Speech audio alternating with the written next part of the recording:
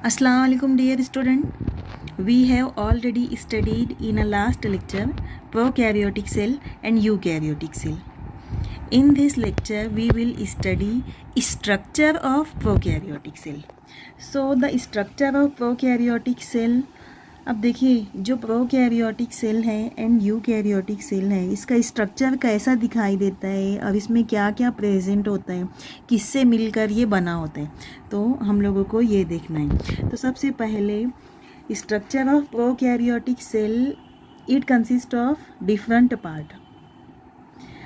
First is cell envelope, second is cytoplasm, next one is primary cell wall and secondary cell wall. तो cell envelope किसको बोला जाएगा?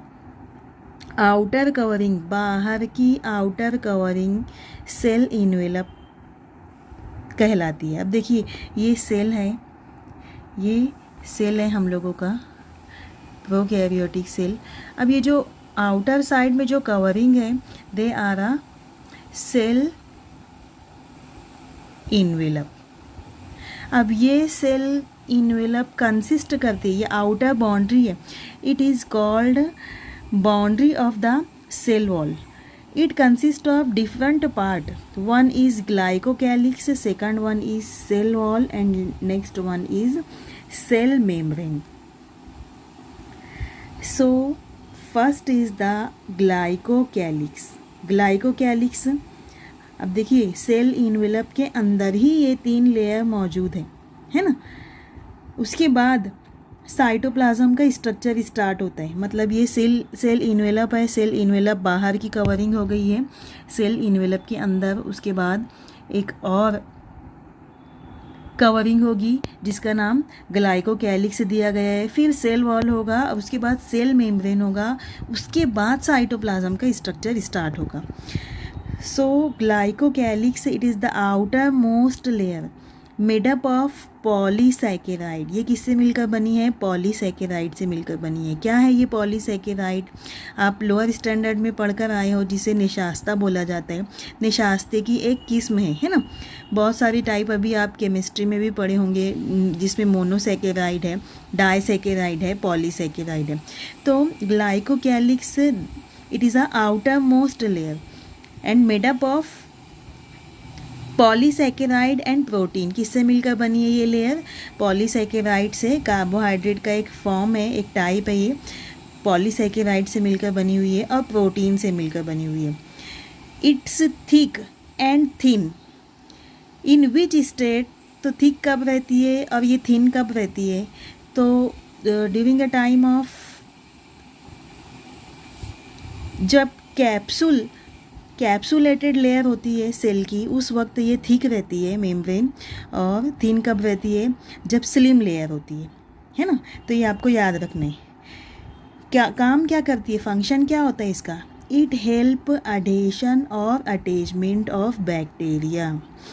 ये help करती है अटैचमेंट, बैक्टीरिया को अटैचमेंट करने के लिए, क्योंकि प्रोकैरियोटिक सेल ये बैक्टीरिया में ही पाया जाने वाला है ना। कौन से बैक्टीरिया? अब इसमें हम लोग देखे थे कि क्लोरोप्लास्ट भी होता है, क्लोरोफिल पिगमेंट भी होते हैं, तो ये बैक्टीरिया में ही पाए जाते हैं, ऐसे बैक्टीरिया जिनमें क्लोरोफिल पिगमेंट प्रेजेंट होते हैं। Next one is cell wall. Cell wall it is a middle layer. Glycocalyx के बाद कौन सी लेयर है? सेल वॉल की है। और ये क्या है? It is a middle layer. और किससे मिलकर बनी हुई है? It is made up of cellulose, pectin, hemicellulose and lignin. तो सेलुलोज ये भी एक एग्जाम्पल है कार्बोहाइड्रेट की। पेक्टिन और लिग्निन ये क्या है? अमाइनो एसिड है, एक किस्म का amino acid. It is a long chain of protein, मतलब ये भी प्रोटीन से मिलकर बनी है। सेलुलोज और हेमी सेलुलोज ये दोनों क्या है? कार्बोहाइड्रेट की एक एग्जाम्पल है। Next one is cell membrane. अब देखिए सेल मेम्ब्रेन किससे मिलकर बना हुआ है? तो ये सबसे ज़्यादा इनर मोस्ट लेयर है, और इनर मोस्ट होने के साथ ही इसके बाद डायरेक्टली साइटोप्लाज्म का हिस्सा स्टार्ट हो जाता है। तो cell membrane it is the innermost layer and it chemically composed of, किससे किससे मिलकर बन रही है, it is chemically composed of lipid and protein, lipid और प्रोटीन से मिलकर बन रही है। लिपिड का मतलब क्या होगा, चर्बी से, है ना। ये भी आप पढ़ेंगे अभी आगे, और हम लोगों का चैप्टर है उसमें आपको और क्लियर हो जाएगा। लिपिड से एंड प्रोटीन से मिलकर कौन सी लेयर बनी हुई है, सेल मेम्ब्रेन की। It gives proper shape to the cell, इसका काम क्या है कि ये सेल के शेप को प्रॉपर कंडीशन में एक शेप देती है, उसकी साइज़ और शेप को मेंटेन करके रखती है। इट हेल्प इज़ अडेशन, और क्या काम कर रही है, ये अटैचमेंट का ही काम कर रही है। अटैचमेंट किसका करेगी, ये सेल इन्वेलप से लेके सेल मेम्ब्रेन, ये तीनों ये कैसे रहेंगे, ये सब एक दूसरे से अटैच रहेंगे, तो अटैचमेंट का ही काम करेगी ये भी। लेकिन ये सेल मेम्ब्रेन कैसी है, these are the innermost layer, ये सबसे अंदर की लेयर है। अब देखिए फर्स्ट हो गया स्ट्रक्चर ऑफ प्रोकैरियोटिक सेल में, जिसमें सेल इन्वेलप है। सेल इन्वेलप में हम लोगों ने 3 उसकी टाइप पढ़ी, ग्लाइकोकैलिक्स है, सेल वॉल है, सेल मेम्ब्रेन है। Second one is cytoplasm. अब देखिए इनर मोस्ट लेयर जो सेल मेम्ब्रेन है, सेल मेम्ब्रेन के डायरेक्टली बाद क्या स्टार्ट हो रहा है, साइटोप्लाज्म। तो साइटोप्लाज्म क्या है, आप जिसे खलिया माया पढ़ के आए हो लोअर स्टैंडर्ड में, है ना, तो यहाँ पे उसको क्या नाम दिया गया है, साइटोप्लाज्म। ये हम लोग आगे पिछले लेक्चर में भी पढ़ चुके हैं। साइटोप्लाज्म कैसा होता है, these are a semi fluid ground substance, ये सेमी फ्लूइड है। सेमी फ्लूइड मतलब बहुत ज़्यादा लिक्विफाइड स्टेट नहीं है, एकदम कम्प्लीटली सॉलिड भी नहीं है, सेमी फ्लूइड है ये, मतलब गहरा एक चिपचिपा लेसदार मादा है। ग्राउंड सब्सटेंस कंसिस्ट इसके अंदर क्या प्रेजेंट होते हैं, number of organic and inorganic compound. इसके अंदर क्या मौजूद होगा, number of inorganic and organic compound. आप अभी केमिस्ट्री में पढ़े होंगे कि ऑर्गेनिक कंपाउंड किसको बोला जाता है, इनऑर्गेनिक कंपाउंड किसको बोला जाता है ना। तो साइटोप्लाज्म में भी केमिकली यही सब पाया जाएगा, ऑर्गेनिक कंपाउंड पाए जाएंगे, इनऑर्गेनिक कंपाउंड पाए जाएंगे, कार्बन, हाइड्रोजन, ऑक्सीजन, नाइट्रोजन, उसके अलावा सल्फ़र, मैग्नीशियम, कैल्शियम, ये सब पाए जाएंगे। तो ये सब क्या है, एक तरीके का न्यूट्रिटिव मटेरियल है, एक तरीके का फ्लूइड के अंदर एक तरीके का न्यूट्रिटिव मटेरियल है ये इनऑर्गेनिक एंड ऑर्गेनिक कंपाउंड, जिसकी वजह से साइटोप्लाज्म में मौजूद ऑल सेल ऑर्गेनिल्स की एक्टिविटी को ये क्लियरली परफॉर्म करने के लिए ये inorganic and organic compound cytoplasm में मौजूद है। क्या करते हैं, ये सेल ऑर्गेनिल को की एक्टिविटीज़ को परफॉर्म करने के लिए दिए गए हैं, है ना। उसके बाद साइटोप्लाज्म कंसिस्ट ऑफ, देखिए अब देखिए साइटोप्लाज्म क्या क्या कंसिस्ट कर रहे हैं, क्या क्या रहेगा साइटोप्लाज्म के अंदर। तो मीजोजोम्स, क्या होता है ये मीजोजोम्स, आप देखेंगे मीजोजोम्स किसको बोला जाता है, the cell membrane shows infolding in cytoplasm. ये सेल मेम्ब्रेन का ऐसा स्ट्रक्चर होता है ना, ये सेल मेम्ब्रेन है। अब ये सेल मेम्ब्रेन के अंदर ही ये हो गया हम लोगों का सेल। अब ये सेल मेम्ब्रेन के अंदर ही ये सेल से निकलता हुआ एक इनफोल्डिंग स्ट्रक्चर है। अब यही इनफोल्डिंग स्ट्रक्चर का को क्या नाम दिया गया है, मीजोजोम्स। इट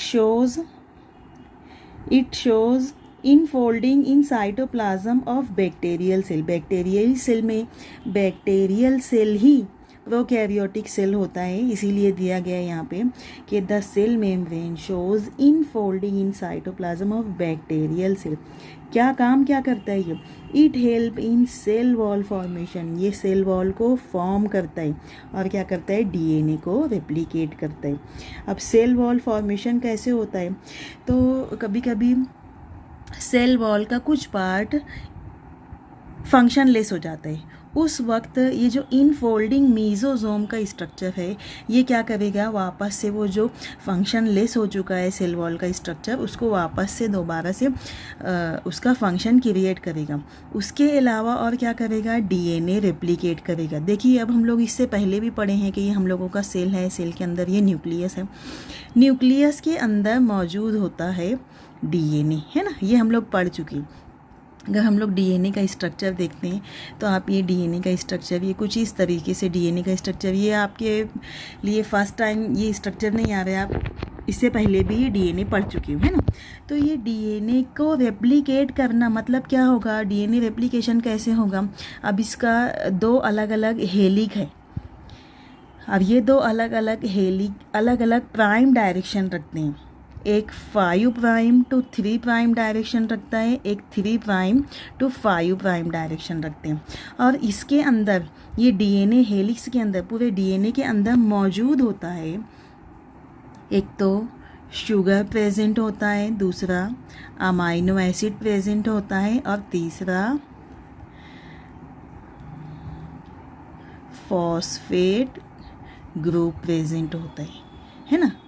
अब देखिए शुगर, ये शुगर का स्ट्रक्चर जिसमें डीएनए डीऑक्सीराइबोज भी आ जाएगा और आरएनए राइबोज भी आ जाएगा, पेंटागोनल स्ट्रक्चर भी होगा इसका, हेक्सागोनल स्ट्रक्चर भी होगा। अमाइनो एसिड 4 अलग अलग किस्म के होंगे, जिसमें एक एडेनिन डबल बॉन्ड थायमिन के साथ रहेगा, दूसरा साइटोसिन ट्रिपल बॉन्ड ग्वानिन के साथ रहेगा। ये डीएनए का मैं आपको बता रही हूँ। आरएनए में थायमिन रिप्लेस हो जाएगा और इसकी जगह यूरेसिल ऐड हो जाएगा, है ना। तो अभी आपको क्या बताया जा रहा है, और फॉस्फेट ग्रुप प्रेजेंट रहेगा। फॉस्फोरिक एसिड जिसका फार्मूला क्या है, H3PO4, ये इसका फार्मूला है ना, H3PO4, ये ऐसे इसका स्ट्रक्चर है। अब यहाँ पे डीएनए रेप्लिकेशन का आपको बताया जा रहा है। तो डीएनए रेप्लिकेशन कैसे होता है, during a time of compression of cell, DNA का जो लास्ट हेलिक्स का पार्ट होता है, ये डीएनए के अलग अलग हेलिक्स को ओरिजिन के थ्रू सेपरेट करता है। अब देखिए यहाँ पे दोनों, ये ओरिजिन क्रिएट हुआ, इसका नाम हम लोग दे दिए ओरिजिन। अब ये ओरिजिन क्रिएट हुआ, अब यहाँ पे दो अलग अलग हेलिक्स हो गए। अब जब ये दो अलग अलग हेलिक्स हो गए हैं, दोनों हेलिक्स के अंदर अमाइनो एसिड भी मौजूद है, शुगर भी मौजूद है, फॉस्फेट ग्रुप भी मौजूद है, जिसकी वजह से क्या होगा, डीएनए का एक हेलिक्स के अंदर इतनी एबिलिटी होगी कि ये अपना अपोजिट हेलिक्स क्रिएट कर सके। तो डीएनए रेप्लिकेशन, अब यहाँ पे ये एक सेल के अंदर का था, यहाँ पे एक सेल से ये 2 सेल बने हैं। वापस से अगर ये डीएनए रेप्लिकेशन होगा तो 2 से 4 सेल बनेंगे। तो ये किसके थ्रू हो रहा है, रेप्लिकेशन के थ्रू, डीएनए रेप्लिकेशन के थ्रू। ये कोडिंग लैंग्वेज होती है, ये भी हम लोग आगे समझेंगे। अभी सिर्फ आप इतना याद रखिए कि मीजोजोम जो साइटोप्लाज्म में एक तरीके का सेल ऑर्गेनिल है, मीजोजोम रहता कहाँ पे है, तो ये अराइज होता है, सेल मेम्ब्रेन इसको शो करता है। और सेल मेम्ब्रेन जो इनफोल्डिंग स्ट्रक्चर इसमें प्रेजेंट रहेगा, वो इनफोल्डिंग स्ट्रक्चर क्या रहेगा, हम लोगों का मीजोजोम रहेगा। अब इसका काम क्या रहेगा कि ये सेल वॉल को फॉर्म करेगा, फॉर्मेशन ऑफ सेल वॉल करेगा, और क्या काम करेगा, ये डीएनए को रेप्लिकेट करेगा, है ना। ये मीजोजोम का काम है। Next one is chromatophore. Chromatophores, अब देखिए ये chromatophores they are only present in a bacteria, है ना, blue green algae. These are photosynthetic unit. Chromatophores ये फोटोसिंथेटिक यूनिट है, present only in a photosynthetic bacteria. जो बैक्टीरिया के अंदर क्लोरोफिल पिगमेंट रहेगा, उनके ही अंदर क्रोमेटोफोर्स के ज़रिए फोटोसिंथेसिस होगा। फोटोसिंथेसिस का मतलब क्या होगा, जैसे हम लोग ह्यूमन बीइंग में रेस्पिरेशन पढ़े हैं, वैसे ही ये फोटोसिंथेसिस के ये ऑक्सीजन को रिलीज़ करेगा और कार्बन डाइऑक्साइड को एब्सॉर्ब। लेकिन कौन सा, ये बैक्टीरिया नहीं, ये प्लांट का बताया जा रहा है ना आपको। अब यहाँ पे क्या दिया गया है कि these are photosynthetic unit present only in photosynthetic bacteria. It contain chlorophyll pigment. तो क्लोरोफिल पिगमेंट कब कंटेन करेगा, जब इसमें क्लोरोप्लास्ट होगा। Next one is ribosome. अब राइबोसोम क्या है, देखिए राइबोसोम हम लोगों को प्रोकैरियोटिक सेल में, हम लोगों के प्लांट सेल में भी है राइबोसोम, हम लोगों के एनिमल सेल में भी है, जो हम लोग पढ़े हैं अभी। उसका इंट्रोडक्टरी पार्ट देखे हैं, 1 बाय 1 हम लोगों को हर सेल ऑर्गेनिल के बारे में देखना है ना। तो राइबोसोम्स बैक्टीरिया में भी पाया जाता है। बैक्टीरिया का राइबोसोम स्मॉल होता है, सॉलिड होता है, सॉलिड पार्टिकल्स है, और it consist of RNA and protein. ये क्या बता रहे, आरएनए को बता रहे, मतलब राइबोज न्यूक्लिक एसिड को बता रहे, और प्रोटीन को कंसिस्ट कर रहे। They carry out protein synthesis, मतलब ये प्रोटीन को फॉर्म कर रहे। एक टर्म आती है सिंथेसिस, तो सिंथेसिस का मतलब क्या होगा, formation, formation of protein, protein को फॉर्म कर रहे। और एक टर्म आती है एनालिसिस, एनालिसिस का मतलब क्या होगा, एनालिसिस का मतलब क्या होगा, एनालिसिस का मतलब ब्रेक डाउन। तो यहाँ पे प्रोटीन का फॉर्मेशन हो रहा है, तो किसके ज़रिए हो रहा है, वो राइबोसोम के ज़रिए हो रहे है ना। Next one is plasmid. These are small circular and extra DNA molecule present in cytoplasm. Plasmid क्या है, ये स्मॉल सर्कुलर मॉलिक्यूल है, एक्स्ट्रा DNA मॉलिक्यूल प्रेजेंट होता है साइटोप्लाज्म के अंदर। और वही एक्स्ट्रा DNA मॉलिक्यूल्स को क्या नाम दिया गया है, मिनी क्रोमोसोम। मिनी क्रोमोसोम, ये याद रखना है आपको। इट फॉर्म्स सेल प्लेट, ये क्या फॉर्म करता है, मिनी क्रोमोसोम क्या फॉर्म करता है, सेल प्लेट को। तो सेल प्लेट किसको बोला जाता है, during a time of cell division, जब सेल डिवीज़न होता है, आप अभी पढ़ रहे होंगे या नेक्स्ट लेक्चर में पढ़ेंगे कि ये सेल होता है, ये सेल होता है, सेल में सेंट्रियोल मौजूद होता है, सेंट्रियोल के थ्रू ये सेल का डिवीज़न होता है, फिर उसके बाद सेल प्लेट बनती है। आप अभी पढ़ेंगे एनाफेज, प्रोफेज, मेटाफेज, टीलोफेज, तो उसमें आपको सेल प्लेट समझ में आएगी। तो सेल प्लेट, ये बीच में एक सेल प्लेट बनती है। अब ये कब बनती है, जब सेल डिवीज़न ऑकर होता है, सेल डिवीज़न ऑकर होता है, उस वक्त सेल प्लेट का फॉर्मेशन होता है। तो यहाँ पे क्या दिया गया है कि प्लाज्माइड में मौजूद जो एक्स्ट्रा DNA मॉलिक्यूल प्रेजेंट होता है, उसका नाम क्या दिया गया है, मिनी क्रोमोसोम। और ये क्या फॉर्म करता है, it form cell plate during cell division. It's made up of, किससे मिलके बना हुआ है, ये pectin. Pectin it is a type of protein, calcium and magnesium, किससे मिलकर बना हुआ है, ये प्रोटीन से, कैल्शियम से और मैग्नीशियम से मिलकर बना हुआ है। अब देखिए हम लोग पहला क्या पढ़े थे, सेल इनवेलप। सेल इनवेलप में क्या क्या पढ़े हम लोग, पहला पार्ट ग्लाइकोकैलिक्स पढ़े, उसके बाद सेल वॉल पढ़े, उसके बाद हम लोग सेल मेम्ब्रेन पढ़े, है ना। उसके बाद साइटोप्लाज्म पढ़े थे। साइटोप्लाज्म में पहला हिस्सा हम लोगों ने क्या पढ़ा था, मीजोजोम्स। मीजोजोम के बाद हम लोग क्या पढ़े थे, क्रोमेटोफोर। क्रोमेटोफोर के बाद क्या पढ़े, राइबोसोम, उसके बाद प्लाज्मिड। प्लाज्मिड के बाद थर्ड पार्ट है उसका primary cell wall. Primary cell wall it is present inner to middle lamella. ये प्राइमरी सेल वॉल कहाँ पे प्रेजेंट है, इनर साइड में मिडल लैमिला में प्रेजेंट है। It observe only in young cell, सिर्फ ये किस में ऑब्जर्व किया जा सकता है, primary cell wall young cell में ऑब्जर्व किया जा सकता है। और ये किसके लिए इम्पॉर्टेंट है, तो इट इज़ रिस्पॉन्सिबल और they are importance for growth. Cell division हो रहा है तो उसकी ग्रोथ होना चाहिए। अब तो ग्रोथ होने के लिए ये प्राइमरी सेल वॉल इम्पॉर्टेंट है, इसकी ही जिम्मेदारी है कि ये सेल को ग्रोथ करे। Next one is secondary cell wall. तो सेकेंडरी सेल वॉल क्या है, present inner to primary cell wall. ये प्राइमरी सेल वॉल के और अंदर साइड होता है। प्राइमरी सेल वॉल ग्रोथ, जब प्राइमरी सेल वॉल की स्टॉप होती है तो सेकेंडरी सेल वॉल में जो डिवीज़न होना, सेल का डिवीज़न, सेल की ग्रोथ, ये इसका डेवलपमेंट होना, ये किसकी जिम्मेदारी है, सेकेंडरी सेल वॉल की, है ना। Number of small opening present in different places. मामूली बारीक बारीक सी ओपनिंग प्रेजेंट होती है अलग अलग जगह पर, किसमें, सेल वॉल में, तो वो क्या कहलाती है, प्लाज्मोडेस्माटा। क्या नाम दिया गया, small opening present in a different places in the cell wall called as a plasmodesmata. अब इसका फंक्शन क्या रहेगा, किसका, सेल वॉल का। क्या फंक्शन रहेगा सेल वॉल का? तो first function of cell wall is they provide rigidity, लचकदार होता है ये, रिजिडिटी देता है ये, है ना। सपोर्ट करता है, किसको सपोर्ट करेगा? जितने भी अंदर प्रोटेक्ट भी करके रखेगा ये, सपोर्ट भी करके रखेगा, अंदर के जितने भी सेल ऑर्गेनिल हैं उनको सपोर्ट करके रखेगा। और प्रोटेक्ट किसको करेगा ये? बाहर से जो कोई इंजीरियस इन्वायरमेंट हो गया है तो वो उसको सपोर्ट करके रखेगा, शेप साइज़ उसकी मेंटेन करके रखेगा। Proper shape to the cell, cell को एक प्रॉपर शेप देगा ये। Protect to protoplasm from mechanical injury, अंदर जितने भी सेल ऑर्गेनिल्स हैं प्रोटोप्लाज्म के हिस्से उसको मैकेनिकल इंजरी जो बाहर से पड़ रही है उसके ऊपर इंजरी इन्वायरमेंट के थ्रू, उसको वो सपोर्ट करके रखेगा।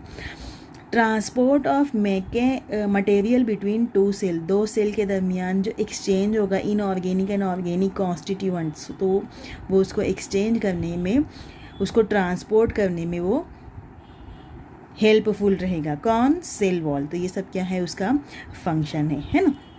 अब देखिए यहाँ पे हम लोग फिगर के थ्रू देखते हैं, ये फिगर के थ्रू हम लोग देखते हैं कि cell wall of plant cell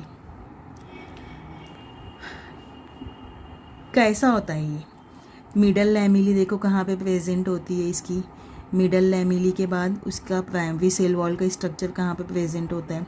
lipid by layer model, ये भी हम लोग पढ़ने वाले हैं, जो प्लाज्मा मेम्ब्रेन में है, ये कहाँ पे प्रेजेंट होता है। पेक्टिन होता है इसके अंदर, सेलुलोज होता है, माइक्रोफाइब्रिल होते हैं, हेमी सेलुलोज, ये सब उसका केमिकल कंपोजिशन है ना। और ये प्रोटीन इन प्लाज्मा मेम्ब्रेन, ये सब अभी हम लोग पढ़ेंगे। तो यहाँ फिगर देखिए, प्रोकैरियोटिक सेल से रिलेटेड, यूकैरियोटिक सेल से रिलेटेड उसका स्ट्रक्चर देखिए और आप उसको याद कीजिए, है ना। बाकी का इंशाल्लाह हम लोग नेक्स्ट लेक्चर में स्टडी करेंगे।